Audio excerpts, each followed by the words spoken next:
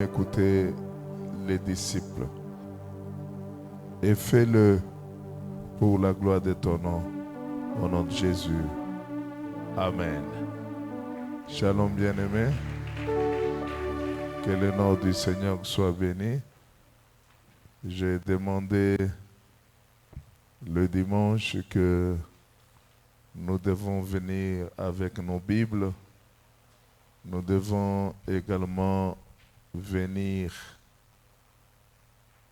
avec nos cahiers de notes parce qu'il s'agit d'une étude biblique, il s'agit d'un enseignement. Et nous sommes depuis quelques mercredis en train d'apprendre l'épître de Paul aux Galates.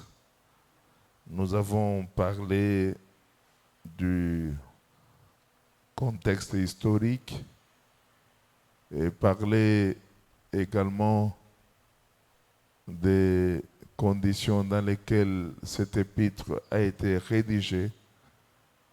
Nous avons aussi rappelé l'auteur de cet épître. Nous avons également parlé des sujets abordés. Nous avons parlé des 3 sujets que l'apôtre Paul est en train d'aborder dans cette épître de Galates. Le premier sujet, c'est le sujet personnel. Il y a les sujets doctrinaux, le deuxième sujet, et également le sujet pratique. Après cela, nous avons cherché à savoir la façon dont Paul a été choisi. Ici, nous comprenons comment Paul est en train de défendre, de chercher à défendre son apostolat. Je me demande les gens qui sont au fond là, vous êtes qui? Si vous n'avez pas à faire, montez devant.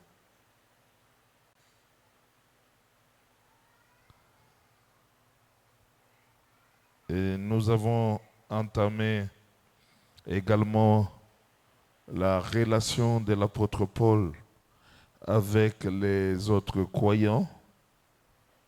Et le 4e point, c'était le message de Paul. Le message que Paul a envoyé. Nous voulons lire Galates chapitre 1er, déjà 1 à 6. Paul, apôtre, non de la part des hommes, ni par un homme, mais par Jésus-Christ et Dieu le Père, qui l'a ressuscité des morts, et tous les frères qui sont avec moi aux églises de la Galatie, que la grâce et la paix vous soient données de la part de Dieu le Père et de notre Seigneur Jésus-Christ, qui s'est donné lui-même pour nos péchés, afin de nous arracher du présent siècle mauvais, selon la volonté de notre Dieu, le Père, à qui soit la gloire au siècle des siècles. Amen. Le verset 6 dit ceci. Je m'étonne que vous vous détourniez si promptement de celui qui vous a appelé par la grâce de Christ pour passer à un autre évangile. Non, pas qu'il y ait un autre évangile, mais il y a des gens qui vous troublent et qui veulent renverser l'évangile de Christ. Mais quand nous-mêmes, quand un ange du ciel annonçait un autre évangile, que c'est lui que nous vous avons prêché, qu'il soit anathème. Nous l'avons dit précédemment et je le répète à cette heure. Si quelqu'un vous annonce un autre évangile que celui que vous avez reçu, qu'il soit anathème. Et le verset 10. Et maintenant, est-ce la faveur des hommes que je désire ou celle de Dieu? Est-ce que je cherche à plaire aux hommes? Si je plaisais encore aux hommes, je ne sais pas je ne sais pas, serviteur de Christ. Amen. Amen. Le message de l'apôtre Paul. Et si nous désirons, est-ce qu'on peut me couper le ventilo? Et si nous prenons déjà ces deux versets, le verset 3 au verset 4, où il est clairement dit que la grâce et la paix vous soient données de la part de Dieu le Père et de notre Seigneur Jésus-Christ, qui s'est donné lui-même pour nos péchés, afin de nous arracher du présent siècle mauvais, selon la volonté de notre Père, de notre Dieu et le Père. Je l'ai dit qu'il y a deux termes le plus précieux reliés à cet évangile que Dieu a donné. Et les deux termes se renferment dans ces deux versets, le verset 3, également le verset 4. Et il y a le premier terme, nous avons la grâce. Et le deuxième terme, nous avons la paix. Le premier, qui est la grâce, désigne la source du salut. Et nous avons donné le verset de Tite 2, verset 11. Et il dit, la grâce, source du salut, a été manifestée. Et cette grâce nous enseigne à renoncer à tout mal. Et la manifestation de cette grâce a un nom. Et le nom de cette manifestation de la grâce s'appelle Jésus. Il a fallu que Jésus vienne. C'est ça même l'œuvre de la grâce. Il a fallu que Jésus vienne pour que nous soyons sauvés de la puissance du péché. Et le second terme, c'est la paix. Donc, la paix est l'effet de la grâce. Là où il y a la grâce, il y a le fait qui se produit. Et le fait qui se produit, c'est ce que nous appelons la paix. Est-ce que nous sommes ensemble? On ne peut jamais parler de la grâce sans qu'on puisse avoir la paix. Et véritablement, la paix que nous désirons parler vient d'abord du cœur. C'est de là où vous allez voir même qu'Étienne, lorsqu'il était lapidé, oui, visiblement, c'était des tourments. Mais il manifestait la paix intérieure. C'est pourquoi quand même on le lapidait, lui, il était en train d'adorer le Seigneur.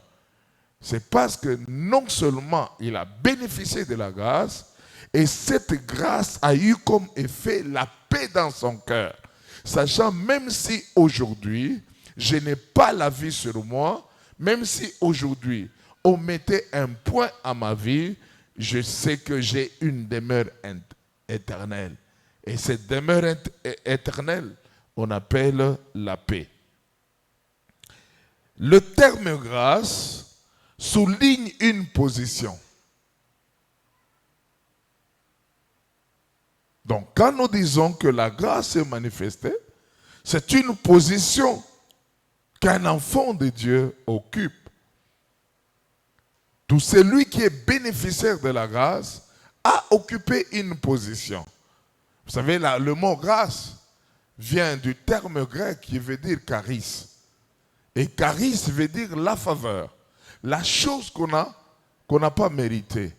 Et si de notre côté, nous pouvons parler de la grâce comme une faveur imméritée, mais la personne qui est venue avec la grâce, ce n'était pas quelque chose immérité, mais c'était quelque chose qui a coûté un prix.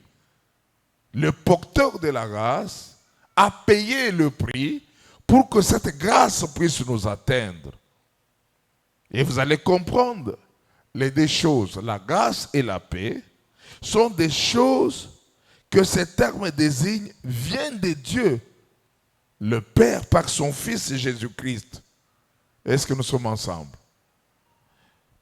Autre chose, la salutation que l'apôtre Paul est en train de donner dans cet épître, la salutation distinctement chrétienne de grâce et paix a une signification toute particulière pour Paul et les autres chrétiens du début de l'Église.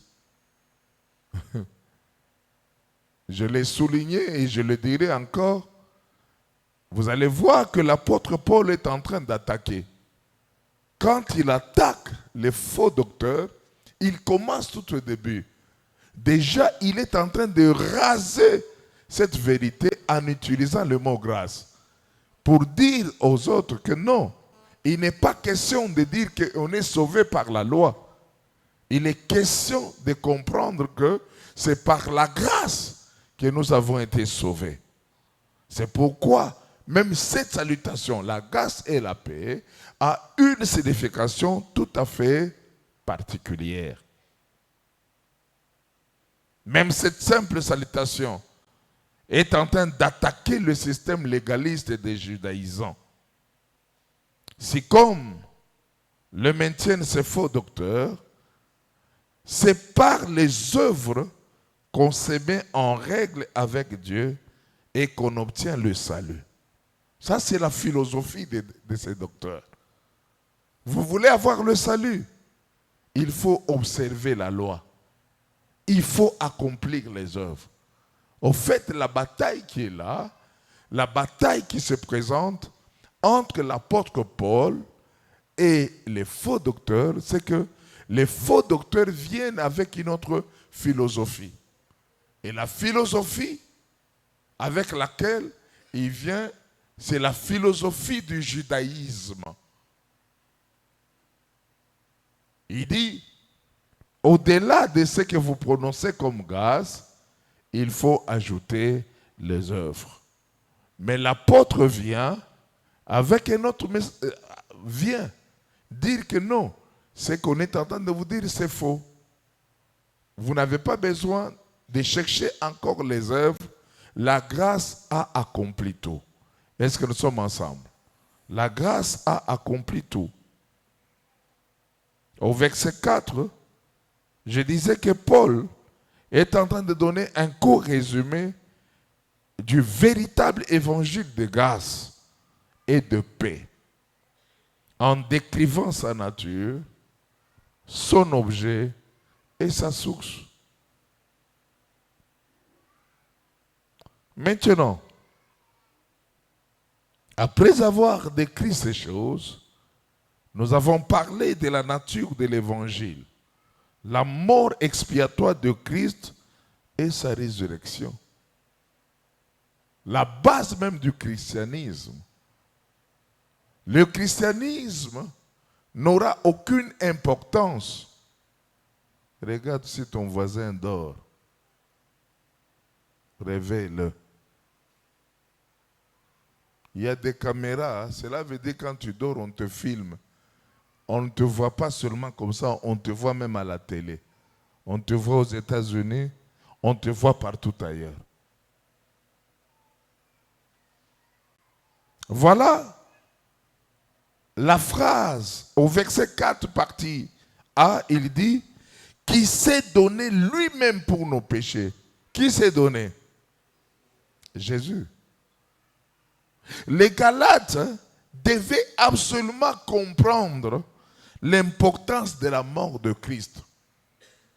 Aujourd'hui, il y a même des gens se disant enfants de Dieu, se disant chrétiens, mais ils n'arrivent pas à comprendre l'importance de la mort et de la résurrection de Christ.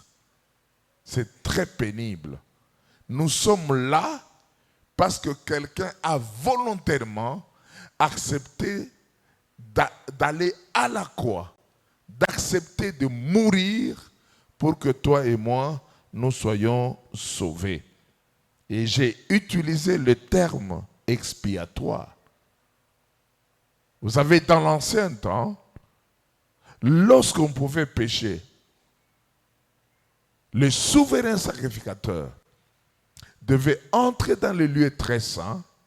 En entrant dans le lieu très saint, il devait entrer avec le sang du sacrifice d'un animal qu'on devait sacrifier. Et c'est ce sang qui devait placer sur l'expiatoire. Et en plaçant ce sang, c'est ce sang qui symboliquement devait effacer le péché. Mais la Bible nous démontre que cette œuvre n'était pas totalement parfaite. Parce qu'il arrivait par moments que le péché ne pouvait pas quitter. C'est pourquoi dans Hébreu, il dit, sans effusion de sang, il n'y a pas de pardon du péché. Est-ce que nous sommes ensemble? Et le sang qu'on devait utiliser, c'est le sang pur. Le sang de quelqu'un qui n'a ni connu le péché, ni vécu le péché. Et ce qu'on était en train de voir dans l'Ancien Testament n'était que la préfiguration des choses qui devaient se produire dans le Nouveau Testament. Dans Exode 12, Dieu est en train de donner les orientations au peuple qui devait quitter l'Égypte. Il dit, vous allez prendre un agneau sans tache. Cela veut dire, ce n'était que la préfiguration de quelqu'un qui devait être immolé. Il dit, quand vous allez prendre cet agneau, vous allez l'immoler. On a donné toutes les précisions. Et c'est cet agneau que nous voyons maintenant dans le Nouveau Testament, qui est Jésus-Christ, qu'on devait immoler pour la rémission de nos péchés. Bien-aimés, il n'y a pas autre chose que vous devez chercher pour que votre salut soit parfait. Le fait que vous avez accepté Jésus-Christ comme Seigneur et Sauveur, l'œuvre de la croix a tout accompli. Et il n'y a aucune condamnation pour ceux qui sont en Jésus-Christ. Est-ce que nous sommes ensemble? Vous n'avez pas besoin d'une autre alliance. Vous n'avez pas besoin de chercher un autre évangile. Jésus-Christ, par l'œuvre de sa mort et de sa résurrection, il nous a donné la vie. Jésus-Christ, par l'œuvre de sa mort et de sa résurrection, il a condamné nos péchés. Malgré les péchés que tu as commis, malgré les péchés que tu as commis dans les générations futures, lui, il a effacé ce péché parce qu'il a été capable de venir et d'accomplir ce que le Père lui a demandé d'accomplir. Est-ce que nous sommes ensemble?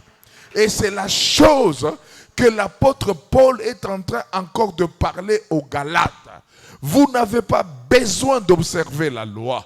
Vous n'avez pas besoin d'observer ce que vous demande. L'œuvre de Christ est une œuvre parfaite. L'œuvre de Christ, c'est une œuvre qui nous a délivrés. L'œuvre de Christ, c'est une œuvre qui nous a arrêtés, qui nous a enlevé la condamnation. J'aime ce que l'apôtre Paul est en train de parler dans Romains 8 en disant « Il n'y a aucune condamnation pour ceux qui sont en Jésus-Christ. » Est-ce que nous sommes ensemble? Est-ce que nous sommes ensemble? Peut-être vous me poserez la question de savoir si Christ a accompli cette œuvre, si l'œuvre a été accomplie, pourquoi il y a des liens? Pourquoi il y a des réclamations? Ça, ce n'est pas le problème de Dieu. Le problème, c'est ton problème. Parce que tu as deux problèmes. Le premier problème, c'est que tu ignores ta position d'un enfant de Dieu. Et beaucoup de gens se disent qu'ils sont enfants de Dieu, mais ils ignorent leur position. Et la deuxième chose, c'est arriver à ignorer l'œuvre que Christ a accomplie pour que toi tu sois sauvé. Et c'est pourquoi le diable, en tant que fin connaisseur de la faiblesse humaine, il exploite seulement ton ignorance pour venir te réclamer. Dès que tu comprendras la vérité, c'est comme dans la maison. La Bible déclare, c'est l'apôtre Paul qui le dit même aux Galates, aussi longtemps que l'héritier est encore enfant, il ne diffère en rien d'un esclave. Pourquoi? Un esclave n'a pas de choses à parler. Un esclave est au gré de son maître. Un esclave suit ce que son maître lui demande de faire. Et il en est ainsi aussi pour l'enfant, parce qu'il n'a pas encore la maturité. Et c'est pourquoi l'apôtre Paul dit, aussi longtemps qu'un enfant est encore enfant, il ne diffère, un héritier est encore enfant, il ne diffère en rien d'un esclave. Mais quand il atteint la maturité, est-ce que vous comprenez? Un enfant, on peut se jouer avec lui par le domestique, n'est-ce pas? N'est-ce pas? Domestique, un enfant peut chercher à aller prendre le poulet dans la casserole. Ne prends pas. Si tu prends, je vais t'accuser. N'est-ce pas? N'est-ce pas? Et il laisse. On peut laisser à l'enfant du lait. Le domestique prend du lait, il boit, il boit. Si tu parles, je vais te taper. L'enfant fait quoi? Il garde silence. Parce que on va lui taper. Quand les parents ne seront pas là, on va faire quoi? On va lui taper. Mais quand l'enfant prendra la maturité et qu'il est à l'âge de comprendre des choses, et il s'hasarde à aller dans la casserole, prendre le poulet et manger, est-ce que le domestique va le gronder? Pourquoi il ne va pas le gronder? Hein? Biloko ya tata, hein? Naye. Biloko ya maman, hein? Je sais voir. Peut-être à la maison, tel que nous sommes. Nous avons un enfant bizarre. Notre troisième enfant.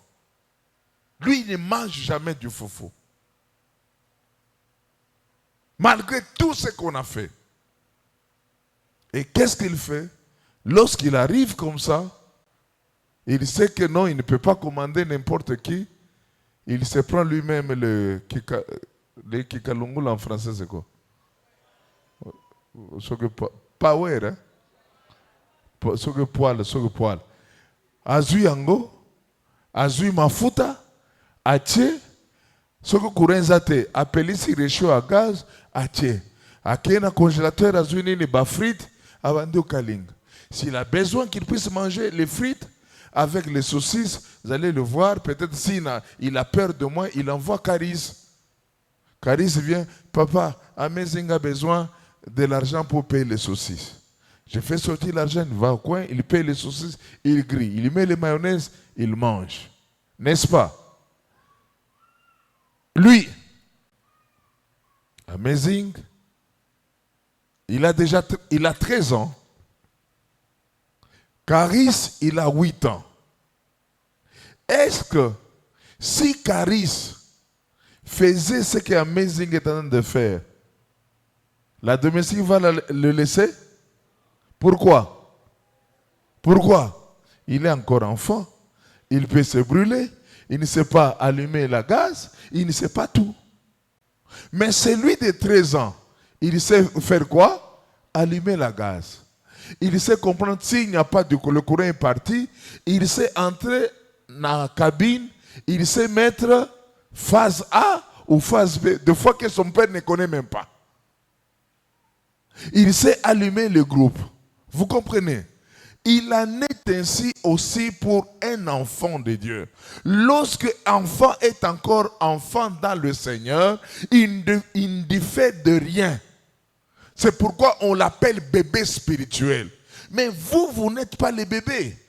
Vous êtes les gens qu'on a enseignés et que vous avez atteint une certaine maturité spirituelle. C'est que des choses que vous devez en son temps considérer comme rudiments du monde, rudiments, ce ne sont pas encore des rudiments. Parce que vous êtes mature. Et même la manière de vous traiter sera encore sévère. C'est pourquoi vous voyez l'apôtre Paul, quand il ne parle pas aux bébés spirituels. Il parle aux gens qui ont atteint une certaine maturité spirituelle. Est-ce que nous sommes ensemble? Est-ce que nous sommes ensemble? Une certaine maturité spirituelle. C'est un bébé qu'on peut emporter à tout vent de mouvement. Mais lorsqu'on est mature, on sait réfléchir. Même quand on se tient pour prêcher la parole de Dieu, on sait que par votre maturité, quelqu'un peut se lever et se dire non, ça ce n'est pas biblique, regarde ce que la Bible nous demande. Et si l'apôtre Paul s'est fâché par rapport à ça, c'est parce que les Galates n'ont pas résisté à cet évangile. Est-ce que nous sommes ensemble? Nous allons y arriver au verset 6. Vous allez comprendre que au cœur même de l'évangile se trouve le fait que Christ se voit volontairement sacrifier lui-même pour nos péchés. On n'obtient pas le salut par les efforts personnels. C'est ce qu'on voulait imprimer dans les cœurs des Galates. Nous avons obtenu le salut par la grâce et par la foi. Est-ce que nous sommes ensemble? Est-ce que nous sommes ensemble? Mais par la foi, qu'on place en la promesse de Dieu de pardonner les péchés pour l'œuvre de Jésus-Christ. La mort expiatoire de Jésus est la partie la plus essentielle dans le plan de la rédemption. Vous savez, sans la mort, notre vie ne devait pas être sauvée. C'est pourquoi même Judas a accompli innocemment la volonté de Dieu. Vous comprenez? Parce que si Judas n'avait pas livré Jésus, le sang ne devait pas couler. Il a fallu que le sang puisse couler. Parce que c'était dans le plan de Dieu pour que moi et toi nous soyons sauvés. Est-ce que quelqu'un comprend cela? Est-ce que quelqu'un comprend cette vérité? Est-ce que quelqu'un comprend cette vérité? Donc, dans Galates 3, verset 13, il est dit, Christ nous a rachetés de la malédiction de la loi, étant devenu malédiction pour nous, car il est écrit, maudit est quiconque est pendu à la croix. À la croix. Qui a été pendu à la croix? Qui a été pendu à la croix? Est-ce qu'il est allé à la croix pour lui-même? Il est allé à la croix parce qu'il a péché? Il est allé à la croix parce qu'il a volé? Il est allé à la croix pour que toi et moi, nous soyons sauvés. Ce que Bouddha n'a pas fait, ce que Mohamed n'a pas fait, ce que Confucius n'a pas fait, Jésus-Christ l'a fait. Il a pris volontairement la croix et il a accepté d'être pendu à la croix. C'est pourquoi j'aime quand Ésaïe l'a prophétisé. Il a dit, qui a cru à ce qui nous a été annoncé? Qui a reconnu le bras de l'Éternel? Lui, il s'est levé comme une faible plante. Il n'avait ni beauté ni éclat pour attirer le regard des hommes. Il a été entraîné à la boucherie. Il a été entraîné à la mort comme on entraîne un animal à la boucherie. Ce n'était pas pour lui. Il ajoute, il dit, voilà, le châtiment qui nous donne la paix est tombé sur lui. Et par ses meurtrissures, nous sommes guéris. Est-ce que quelqu'un croit à cette œuvre de la croix? Est-ce que quelqu'un croit que Jésus-Christ est venu pour lui? Est-ce que quelqu'un croit que Jésus-Christ est le seul fondement pour ta vie chrétienne? Donc, si tu te dis que tu es chrétien, on peut bien te prêcher de la malédiction, on peut bien te prêcher de prospérité, mais si la base chrétienne n'est pas fondée sur la mort et la résurrection de Jésus-Christ, sachez que vous êtes à côté. Le fondement de la vie chrétienne, c'est ça. Avant de venir chercher les bénédictions, avant de venir chercher la délivrance, la vraie délivrance, nous l'obtenons de Jésus-Christ. Maman, yo ye na retard yaka liboso, fanda na katikati, nasema kuna te, fanda na katikati. Mama ngongo yaka na katikati. Donc batu nyonso bayebi ke oye na retard. Awa ti na ligne. Maman qui est en retard, vous avez empêché. Bobé tellement beaucoup. Voilà. Maintenant, après avoir parlé du point A, voilà maintenant nous voulons parler du point B. Le point A, nous avons parlé de la mort et de la résurrection de Christ. Maintenant, le plan B, c'est que nous voulons faire comprendre ceci, que Christ est mort afin de nous délivrer du monde présent. Est-ce que quelqu'un a compris? Le point A, c'est la mort expiatoire. C'est la mort qui a engendré le salut. Mais maintenant, le point B, si Christ est allé à la croix, il n'était pas allé à la croix pour lui-même. Le Christ est allé à la croix pour que nous puissions être délivrés du monde présent. Être délivré du monde présent ne veut pas dire totalement que Christ est venu nous prendre et nous faire quitter du monde. Non, nous sommes encore dans le monde. Quand il dit que non, il est mort pour nous délivrer du monde présent, le monde présent, c'est l'image du système qui se passe. Est-ce que quelqu'un comprend? C'est le système du péché, le système établi par l'ennemi, et Jésus-Christ est venu nous délivrer de ce système. C'est pourquoi c'est Christ qui a dit, nous sommes du monde, mais nous ne sommes pas de ce monde. Cela veut dire que nous vivons dans ce monde, mais nous ne faisons pas partie du système.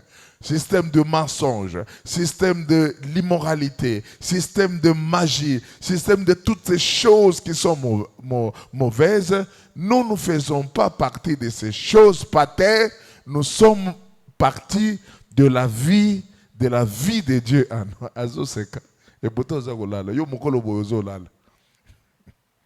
Amen.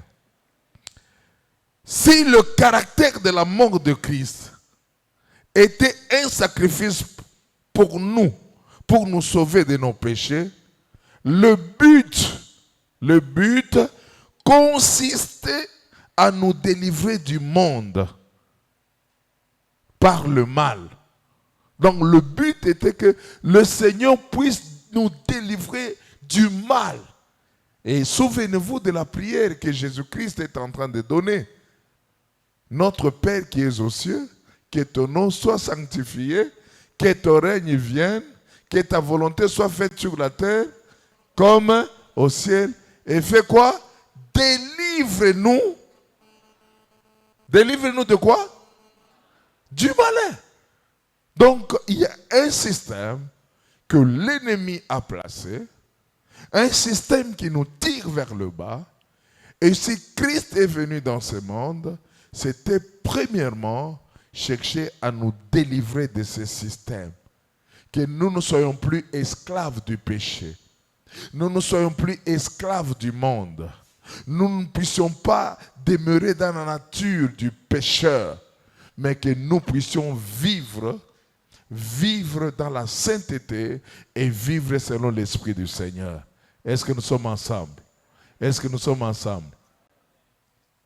Donc, vous comprenez qu'il y a quelqu'un qui a commenté sur ce verset en disant ceci, que le verbe même délivrer constitue la clé de l'épître aux Galates. Parce que, quand vous lisez bien, il y avait la lutte. Deux frères, vous pouvez venir? Venez un peu.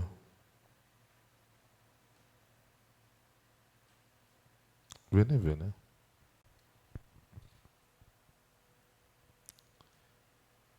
Il fallait qu'on soit délivré. Tu dis, tiens, soyez forts. Hein? Nous, on chantait ça en swahili. Je ne sais pas comment est-ce que vous chantez ça. Le jeu là, il faut se tirer. Hein? C'était comment? Chante un peu. Non, moi, je n'ai pas joué ça. Toi, tu n'as pas joué? Moya Mbili. Toi, tu forces là-bas. Tu comprends? Baba na mama. Monica Matiche. Non, ce n'est pas encore venu. Hein? Baba na mama. Monika Matishe, mimi mama yenu, inisera na nguvu, ya kukamata simba, simba makari, moya, mbili, tatu. Vous avez compris? Mais maintenant, nous avons la nature humaine, la nature pécheresse, nous avons la nature de l'esprit. Et ces choses travaillent dans la vie de chaque personne. Vous comprenez? Non, je n'ai pas bien démontré. Pater, viens. Viens, Pater, je n'ai pas bien démontré. Fais vite. Tu me prends des minutes pour rien.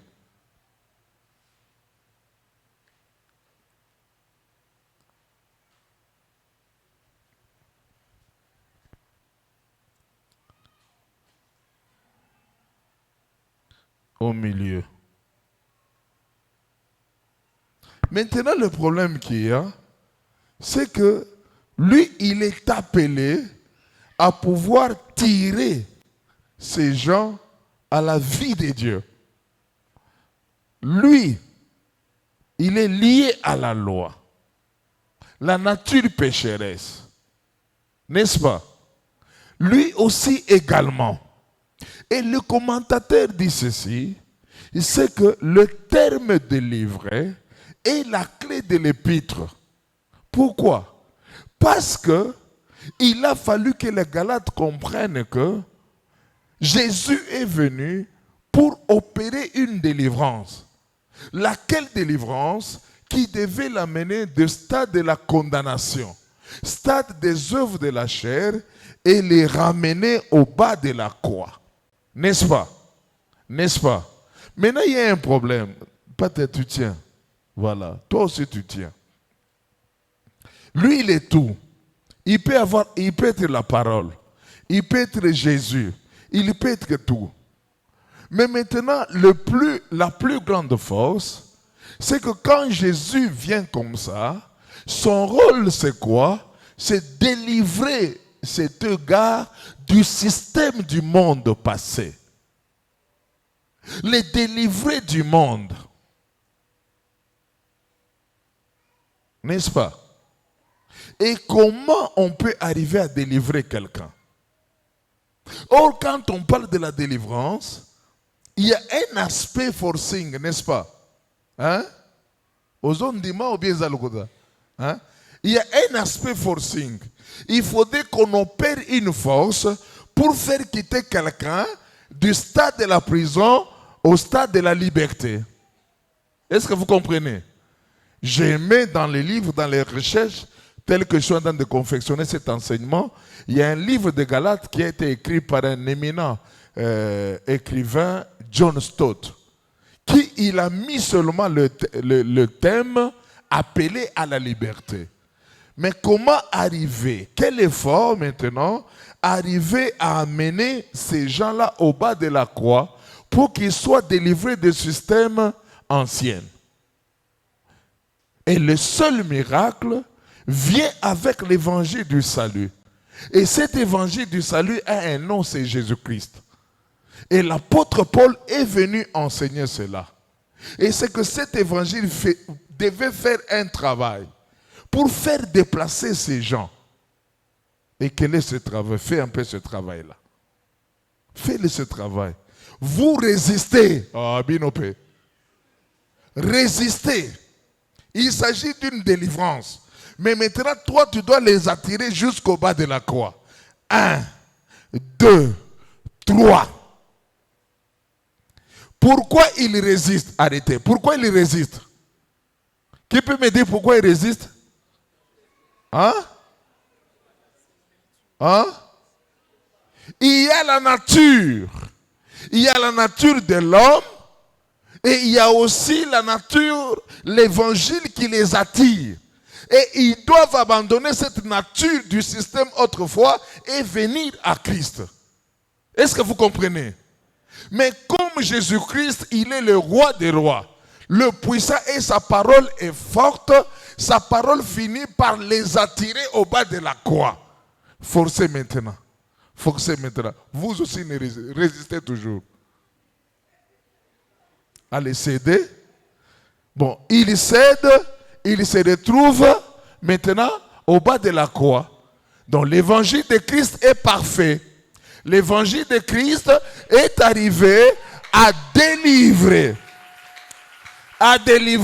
les gens qui étaient dans le péché, dans le système du monde, et les amener au bas de la croix. Après avoir les amenés au bas de la croix, voilà maintenant qu'on commence à les enseigner. L'évangile est côté. Maintenant, les faux docteurs viennent. Oui, vous avez été sauvés. Mais au-delà de cela, allez vous circoncire. Et quand ils rentrent dans la circoncision, ils rentrent dans le système du monde. Vous comprenez? Et c'est ça maintenant la guerre de l'apôtre Paul. Paul rêvait que c'est non. Vous ne pouvez pas mettre à nu l'effort que Jésus-Christ a fait. Il est allé à la croix pour vous. Il est descendu pour abolir le système de la condamnation pour vous. Cette loi-là n'a pas d'autorité. Revenez à la croix. Est-ce que nous sommes ensemble? Dites à ton voisin, reviens à la croix. Que Dieu vous bénisse. Revenez à la croix. Abandonnez les lois. Il y a des gens même qui s'aventurent à aller consulter les bourreaux, les gourous. Il y a des gens qui payent même de l'huile. Il y a des gens qui payent. Toutes ces choses, il n'y a pas de puissance. La puissance est dans la parole. Vivez dans la parole, obéissez dans la parole, vous verrez le miracle de Dieu. Ainsi, le but de la mort du Christ ne consiste pas seulement à nous apporter le pardon. Ce n'était pas seulement le pardon, mais après nous avoir conféré le pardon, à nous permettre de vivre une vie nouvelle. Cela veut dire, dès que Jésus nous a pardonné du péché, il nous a conduit encore dans un autre stade de mener une vie nouvelle. C'est pourquoi il est dit, celui qui est en Christ est une nouvelle créature. Les choses anciennes sont passées. Aujourd'hui, tu peux garder le même nom, mais les choses anciennes sont passées. Aujourd'hui, les gens peuvent te voir en cours de route. Hey, moi, c'est Azalaki Ndumba. Azalaki. Tu as vu quelqu'un qui a accepté Jésus-Christ comme Seigneur et Sauveur. Maintenant, le monde va le regarder par rapport à son passé. Alors que Dieu l'a déjà placé dans le présent pour un futur glorieux. Et quand on te regarde par rapport au passé parce que tu es une nouvelle créature. Et cette nouvelle créature, vous devez comprendre que vous devez travailler cela en tenant compte de votre caractère et votre comportement. Tu ne peux pas te dire que tu es une nouvelle créature alors que les choses anciennes, tu les as pas abandonnées. Alors que tu n'as pas abandonné le vol, tu n'as pas abandonné l'escroquerie. Non, ça c'est en contradiction avec l'évangile du Seigneur. Dites Amen. Le Christ s'est offert lui-même en sacrifice pour nos péchés, afin de nous délivrer du monde présent, dominé par le mal. Maintenant, le point C, c'est que non seulement le Christ est mort afin de nous délivrer du monde présent, le Christ est mort aussi selon la volonté de Dieu. Si Jésus est allé à la croix, ce n'est pas par rapport à lui-même.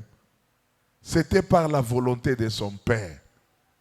Il a aimé la créature. Il a aimé l'homme.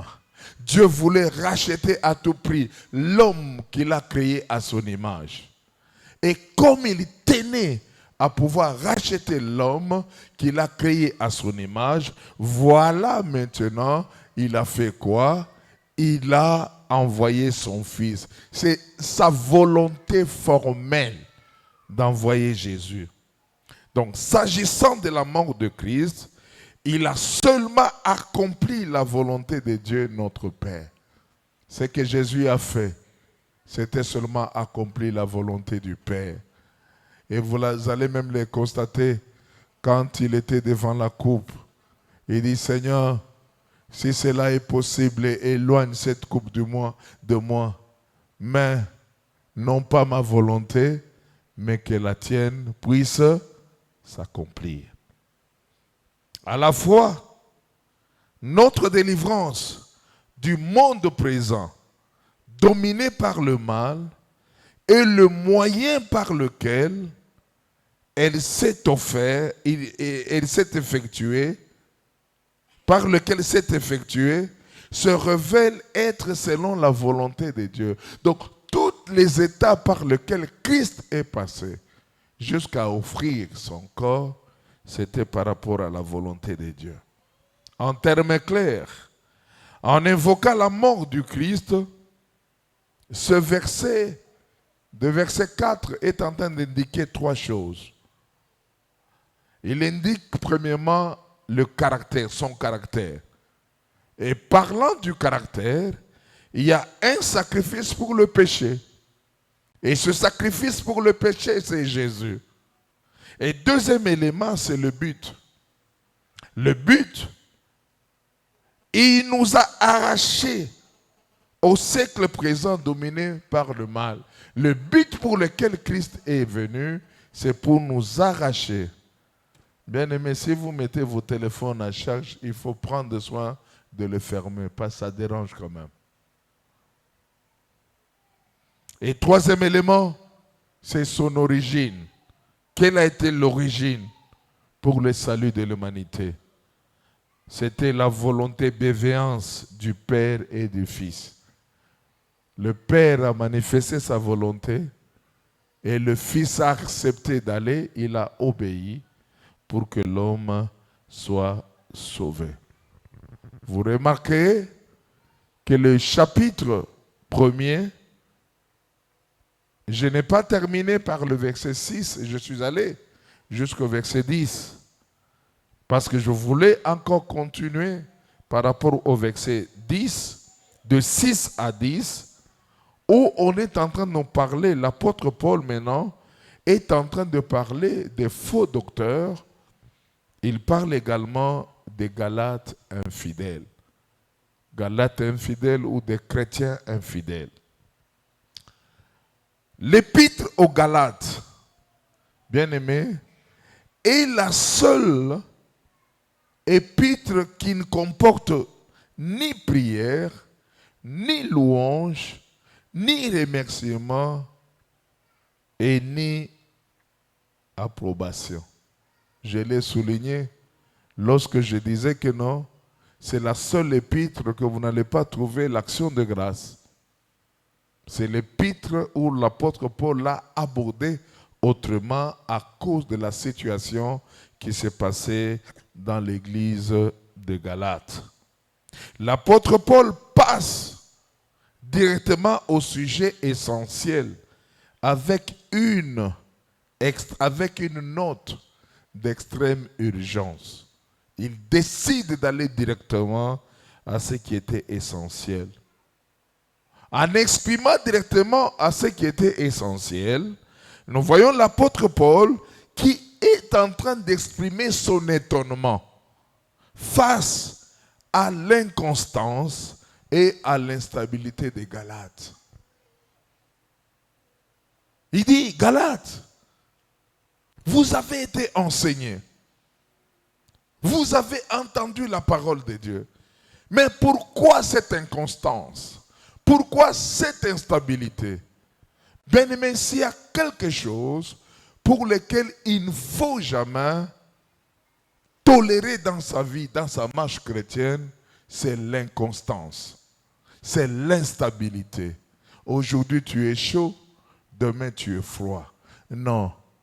Dieu nous appelle à une vie de constance. Parce que nous ne connaissons ni l'heure, nous ne connaissons ni les jours. C'est pourquoi il nous demande d'être constants, il nous demande d'être stables. Je crois qu'il fut un temps, nous avons développé plusieurs semaines sur la stabilité spirituelle. La stabilité spirituelle est d'une grande importance. Le verset 6 est en train de dire ceci. Je m'étonne que vous vous détourniez si promptement de celui qui vous a appelé par la grâce de Christ pour passer à un autre évangile. L'apôtre lui-même s'étonne. Vous savez, les pasteurs souffrent. Hein? Vous pouvez voir que quelqu'un a atteint une certaine maturité, mais il vous pose une situation, vous dites, mais Seigneur, tout ce temps que j'ai enseigné, tout ce temps, je croyais que la personne a compris. Je croyais que la personne a compris le sens de servir. Aujourd'hui, dans l'église, on a un sérieux problème. Beaucoup de gens croient que servir le Seigneur, il faut paraître. Servir le Seigneur, il faut être responsable quelque part. Servir le Seigneur, il faut être un chef quelque part. Non, ça ce n'est pas servir le Seigneur. Servir le Seigneur, c'est se faire esclave de Jésus-Christ. Un esclave, dans le mot grec, ça veut dire doulos. Un doulos n'a pas de préférence. Dire que moi je préfère ceci. Un doulos, il attend ce que son maître lui dira. Si le maître lui dit fais ça, lui il fait ça. Et l'originalité de ce mot service a comme racine deux mots. Nous avons doulos et nous avons diakonos. Et c'est le doulos qui est le plus important. Et celui qui doit comprendre ce thème doulos dans l'église, c'est seulement la personne qui s'est laissée briser par la parole de Dieu. Une personne qui n'est pas brisée par la parole de Dieu, il ne comprendra jamais le sens de doulos. Il ne comprendra jamais le sens de servir. Il ne comprendra jamais qu'est-ce que c'est servir Dieu dans l'église. Et je prie tout le jour le Seigneur qui nous aide, que nous puissions avoir plus les doulos au lieu d'avoir des mercenaires dans l'église. Un mercenaire, il est là pour un profit. Un mercenaire, il est là pour un salaire. Lorsqu'il voit qu'il n'a plus de profit, lorsqu'il voit qu'il n'a plus de salaire, qu'est-ce qu'il fait? Il plie ses bagages et il fait quoi? Il part. Parce qu'il n'y a pas son intérêt. Mais nous ne sommes pas des mercenaires. Nous sommes les rachetés du Seigneur. Nous sommes les doulos du Seigneur, sachant que même si sur la terre, nous ne voyons pas nos intérêts, au ciel, nous aurons la couronne. Parce que nous ne travaillons pas pour un homme, mais nous travaillons pour Jésus-Christ, le roi de gloire et le Seigneur des seigneurs. Est-ce que quelqu'un m'entend? Quelqu'un m'entend très bien? Donc nous sommes les esclaves. C'est ce que les gens ne comprennent pas. Hein? Ne soyez pas étonnés que nous arrivons au ciel, que la maman qui est en train de balayer chaque matin, des fois qu'on ne la connaît même pas. On ne la connaît même pas, mais chaque matin, elle vient ici pour balayer. Ne soyez pas étonnés qu'au ciel, peut-être qu'elle puisse avoir la couronne plus que le pasteur. Oui, Dieu ne va pas nous récompenser par rapport au titre. Dieu va nous récompenser par rapport au travail et à la fidélité avec laquelle tu fais ton travail. Est-ce que vous comprenez cela? Dieu ne va pas vraiment te donner la couronne parce que tu as été chef de département. Dieu ne va pas te donner la couronne parce que tu étais collaborateur proche du pasteur. Dieu ne va pas te donner la couronne parce que tu es celui qui portait la mallette du pasteur. Non, Dieu va donner la couronne par rapport à la fidélité de la tâche qu'il t'a donné de faire.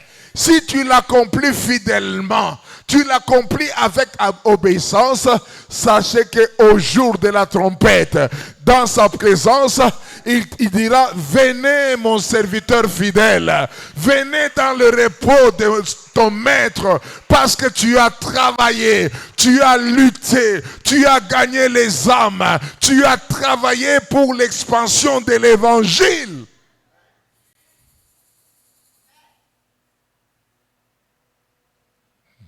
Je m'étonne comment vous devez. J'ai lu une autre version de la Bible par rapport à ce verset que je viens de lire. C'est la version Alfred Cohen. Voilà ce qu'Alfred Cohen dit. Je suis consterné de la rapidité avec laquelle vous avez abandonné celui qui vous a si généreusement invité à un autre évangile. Vraiment, vous m'étonnez. Vous voyez ce qu'Alfred Cohen est en train de dire?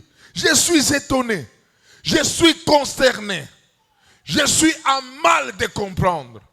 Après avoir écouté l'évangile du Seigneur, après avoir écouté les merveilles de Dieu, que si vite, à 90 degrés, vous vous êtes détourné de cet évangile pour un autre évangile. Et cela m'étonne.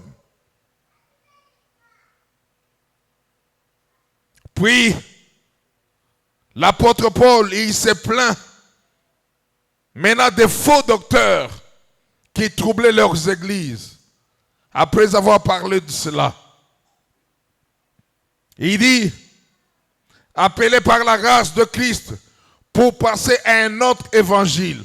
Non pas qu'il y ait un autre évangile, mais il y a des gens qui vous troublent et qui veulent renverser l'évangile de Christ.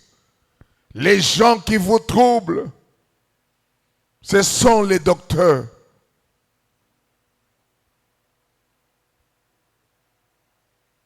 Ce n'est pas qu'il y a un autre évangile. Mais il vient avec d'autres philosophies. Enfin, il prononce, ça c'est l'apôtre Paul, après avoir compris cela, il prononce un anathème redoutable et solennel sur ceux qui osent changer l'évangile. Il dit, pour tout celui qui vient avec un autre évangile, qu'il soit anathème. Bien-aimé, il y a des choses pour lesquelles il ne faut jamais badiner. C'est que ne venez pas avec un autre évangile. J'ai écouté un petit avec qui nous étions ici, en mal de positionnement. Voilà qu'il est en train, il a quitté. La dernière fois que je parlais avec lui, je me disais, Seigneur, aidez ces jeunes garçons, parce que je sentais, c'est comme si, en tout cas, il a pété des plombs. Maintenant, j'apprends qu'il entre dans des maisons pour dire que voilà, il y a un prophète, il y a frères et sœurs, évitez de détourner le peuple de Dieu à l'évangile pur. Vous risquerez de prendre des conséquences incalculables. Demeurez dans la parole et défendez le vrai évangile. Vous savez, le mot anathème, Alfred Cohen est en train de dire qu'il tombe sous le coup des châtiments divins. Donc, ceux-là qui vous amènent notre évangile, qu'ils tombent sous le coup des châtiments divins. Faisons attention. Aujourd'hui, nous avons plusieurs canaux par lesquels vous pouvez écouter le message. Nous avons la télévision, nous avons les réseaux sociaux, nous avons les YouTube, nous avons les radios. Faites attention à ce que vous écoutez. Tout ce que vous écoutez n'est pas conforme à la parole. Ayez toujours la possibilité de vérifier. Sinon, vous risquerez d'être emporté. Vous savez, il n'y a pas longtemps, j'écoutais d'autres personnes, d'autres philosophies, personnes qui défendaient qu'à l'église, on ne peut pas donner la dîme. Jésus a fait allusion à la dîme, non? Il y a d'autres qui disent que non, la polygamie est permise. Il y a des philosophies et des philosophies. Mais ce que je veux vous demander, ayez votre Bible comme le guide par excellence et demeurez dans la parole et le Seigneur vous bénira. Que Dieu bénisse la parole. Nous allons continuer le mercredi prochain et nous parlerons sur l'infidélité des Galates. J'invite le pasteur Patrick.